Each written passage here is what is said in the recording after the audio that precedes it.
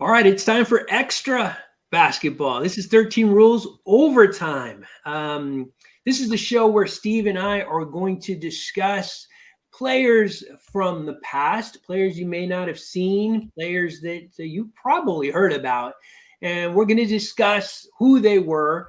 It's very, very high likelihood Steve got to see them play. I might have gotten to see some of them play. Then we're going to talk a little bit about who closely resembles them in this show. Again, 13 Rules Overtime. I'm Jose Salviati, editor at thebeachbasket.net. He's Steve Purciello, a longtime high school basketball coach, educator, vice principal, and athletic director. And this is 13 Rules Overtime. We're grateful you're here. This is kind of a passion project. This is something, every conversation Steve and I have, we kind of talk about, the old times, which is so weird just to call them the old times. But, we talk about 70s basketball, 80s basketball. And so this is, again, kind of a bit of a passion project. This is the stuff, we talk about. We thought you'd enjoy listening to it as well.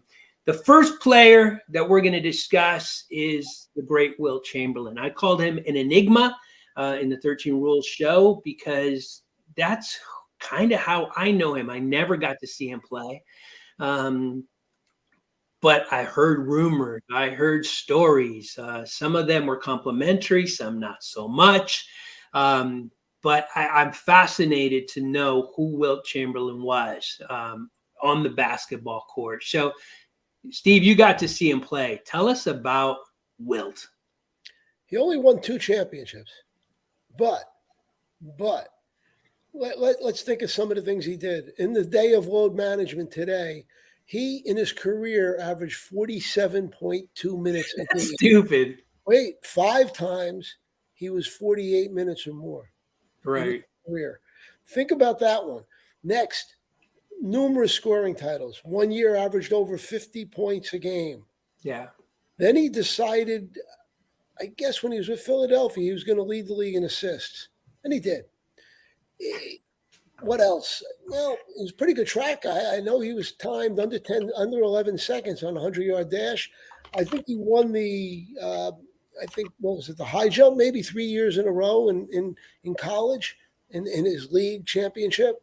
Great volleyball player. What else? There were so many things. Here's an interesting thing. At one point, Sport Magazine was the big magazine. It was a monthly magazine back then. The big talk was Wilt was going to fight Muhammad Ali.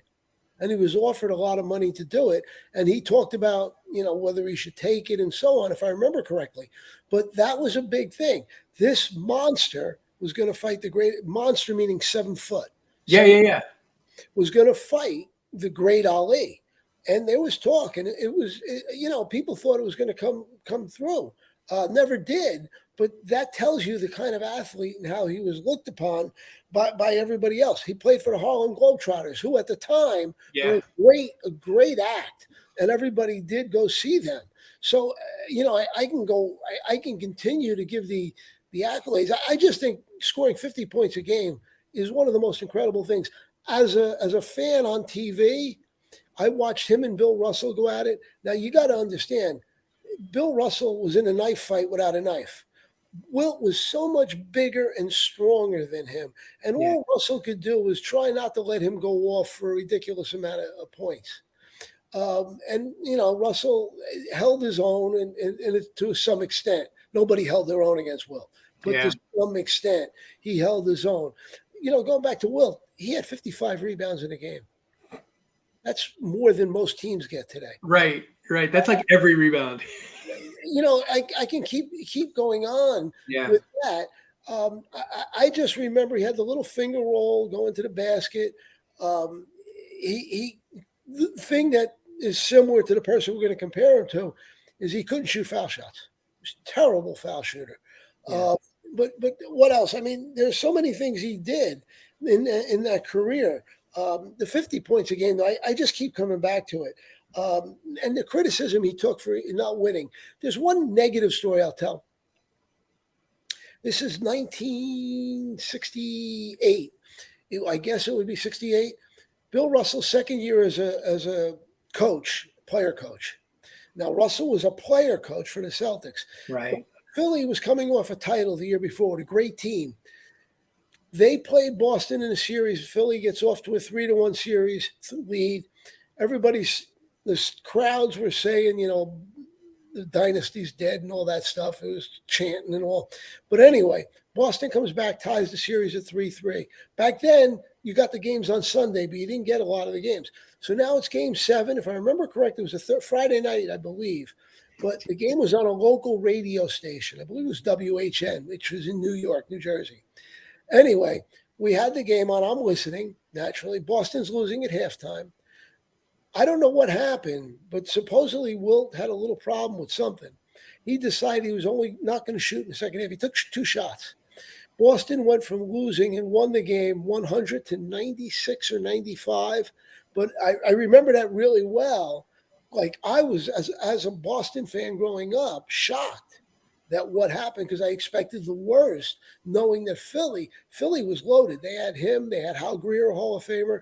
They had Chet Walker, I believe, is a Hall of Famer. Luke Jackson. Billy Cunningham was the 6th man on that team. Wow. It's a great, great team they had.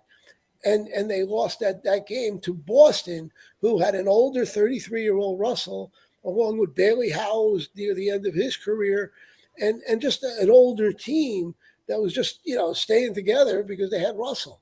And it was an incredible upset. And Wilt took a beating for that series, losing that series, because Philadelphia was considered the next dynasty coming off the year before. So, and I do remember that. And then I remember the next year in game 7 against the Lakers in Boston, when Wilt supposedly got hurt with 5-6 minutes left, went out of the game. Mel Counts came in, scored a bunch of points. Wilt wanted to go back in. Butch Van Bradykoff, his coach, wouldn't allow it. They lose to Boston, which was a major upset because Wilt had himself, Baylor, and West together. Yeah. A major upset. And Wilt took a pounding for it. But to even consider, he took teams earlier in his career that didn't compare to the great Boston when Boston was in their run. They lost one game on about last second shot. I think it was Paul Arizin who missed a shot, who was a pretty good shooter at the buzzer that would have won it and got him to the finals. The other time, Havlicek stole the ball at the end of a game to beat them in the finals in the 7th game. So he was always the loser on bad luck as well as getting beat.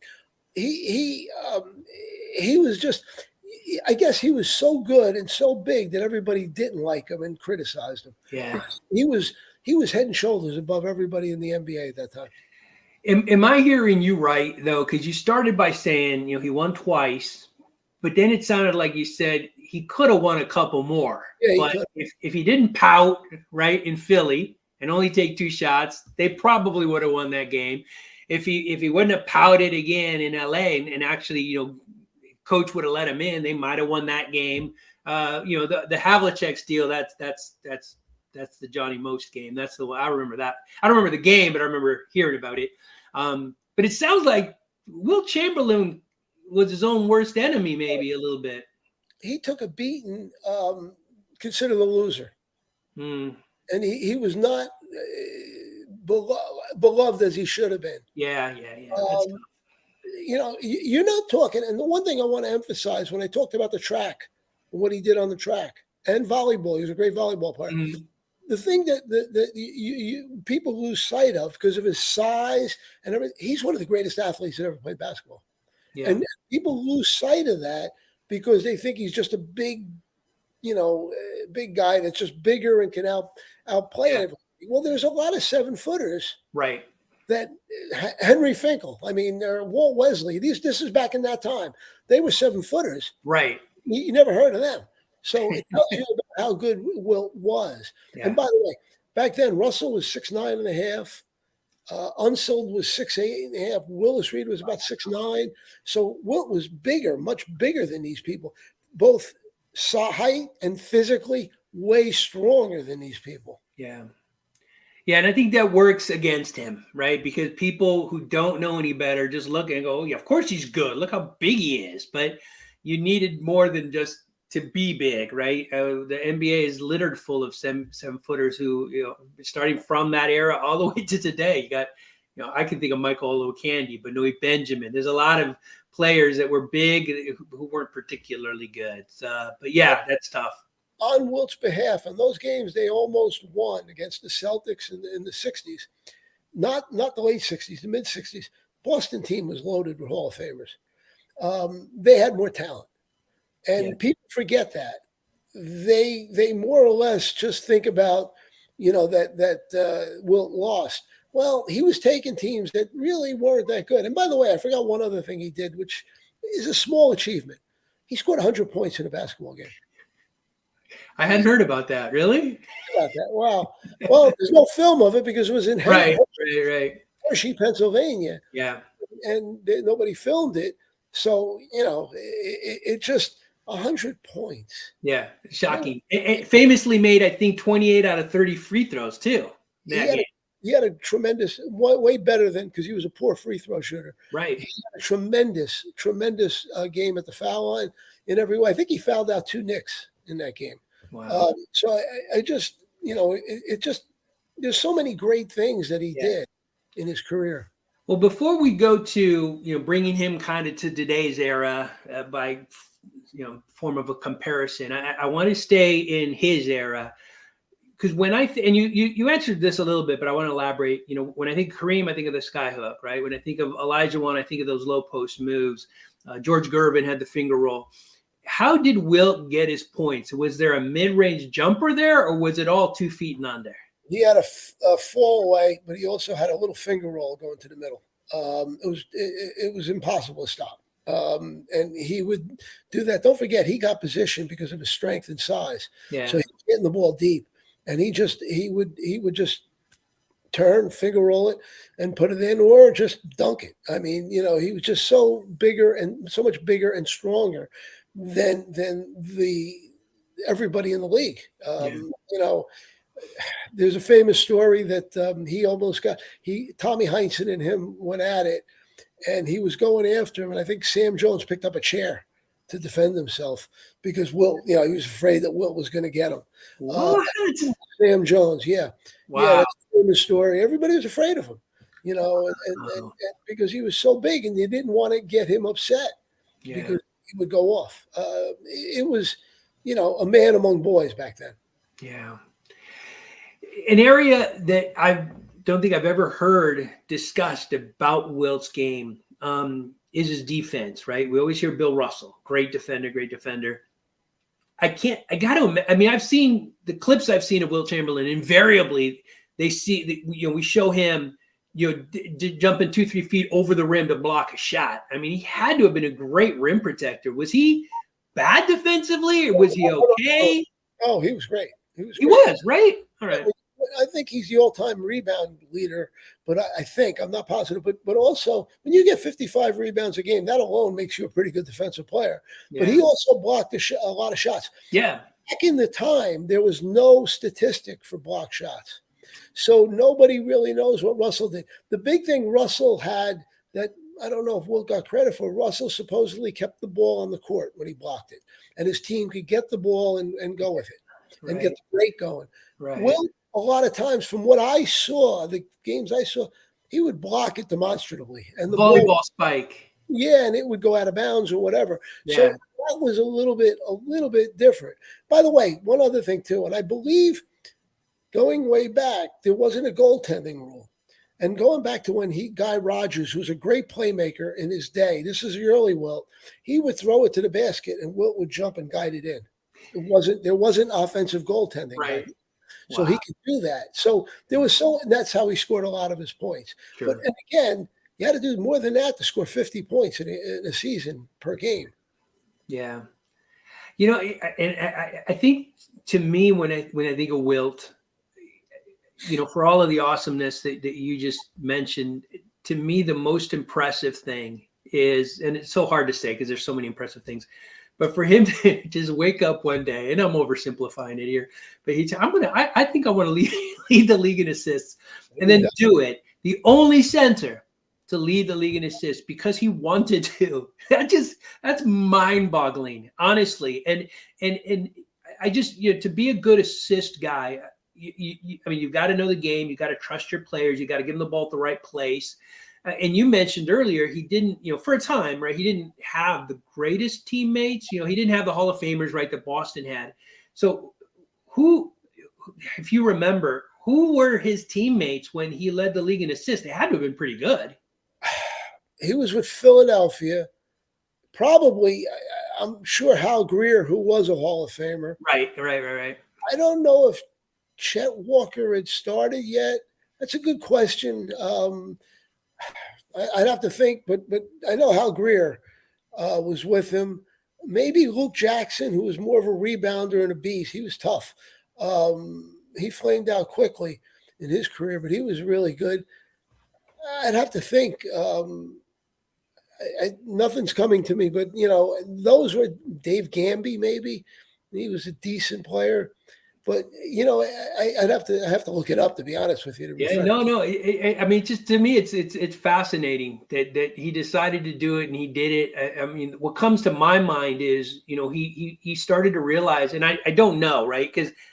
But it seems to me, if you're a 7-footer, you're going to double team the guy. When you double team someone, someone's open, and that's where I think Wilt, just like, I'm getting grossly oversimplifying. He figured out, okay, there's two guys on me. I'm just going to give it to the open guy. There's my assist. Did they double him? I mean, I imagine you had to. Well, I think back then, defenses more or less backed him. And he was so strong. And a lot of times, and Russell used to talk about pushing the person out of where they want the ball. Sure. You couldn't do that to Wilt. You couldn't do any of that. Right. He was bigger and stronger, so you had a problem. There's nothing you could do to stop him from getting it. I'm trying to go back to that time. It might have been Wally Jones was one of the guys who was a nice player, but he just he could do so many things with the ball. And you're right, they probably did double back. I don't recall, but they probably did double him, and he probably kicked it. But it's incredible. I think he averaged 9 assists a game back then. And back then, if my memory is right, assists were not as liberally given as they are today. Meaning, if you caught it, I believe it was one dribble shot. But a lot of times now, if you get a pass, I think they give you 3. Yeah, I believe. And again, I'm not positive, but I think that was one of the things. So 9 assists was a great deal of assists. Yeah. Back then, where Westbrook and people like that averaged more than that. Yeah. Wow. Well, I mean, fascinating. Like I said, I started this by saying he's a bit of an enigma, and I feel like I have a clear picture of who Wilt was and what his game was like. So now let's bring it current. It's a question I don't like necessarily asking, because it's hard, right? Apples to apples is difficult when you talk about different eras. But if you had to say, right, the player that comes closest to Wilt in the modern game, within 10 years or so, who is that player, and what made that player Wilt like? No question, it's got to be Shaq. It has to be. It's the only one, because he was bigger and stronger than everybody when he played. Yeah. But I think Wilt was a much better athlete, and Wilt was much better, to be honest with you. For his time, again, you compare decades. They've learned a lot more, and they do a lot more as time went on, basketball players. But I'm just saying, for his time, Wilt was way more dominant than anybody. Wilt was probably, if you look at it, I believe he still holds 8 or 9 records. That's crazy. Yeah, but if you look at it, Wilt was probably the most dominant basketball player of all time. Yeah. And that would be the best way to. I'm too young to remember George Mikan, so I can't go back that far. But in my time, Wilt was the most dominant I ever saw. I'm looking at Shaq's career numbers, and what sticks out to me in an era that was a little more liberal, right, with assists. His high in assists was 3.8, and his career average was 2.5. So yeah, I mean, I can still totally see that, where that comparison fits. What were his rebounding averages? That's right. Yeah. So his, highs is not highlighted, but I see 13.9 looks to be his high. That was his first year in the league. His career average in rebounds is 10.9. Wilt got that in a half. If you want, just take a look at what Wilt's rebounding averages were in different years, and you're going to see well over 20 many years. Yeah. So it's it's a whole different. Again, 55 rebounds just boggles my mind. Yeah. I mean, you're getting every rebound. Yeah. No, that was always kind of, I was tall in high school. Unfortunately, I stopped growing. But my game was rebounding because I really did not have a jump shot. I was kind of deadly from 2 feet and under.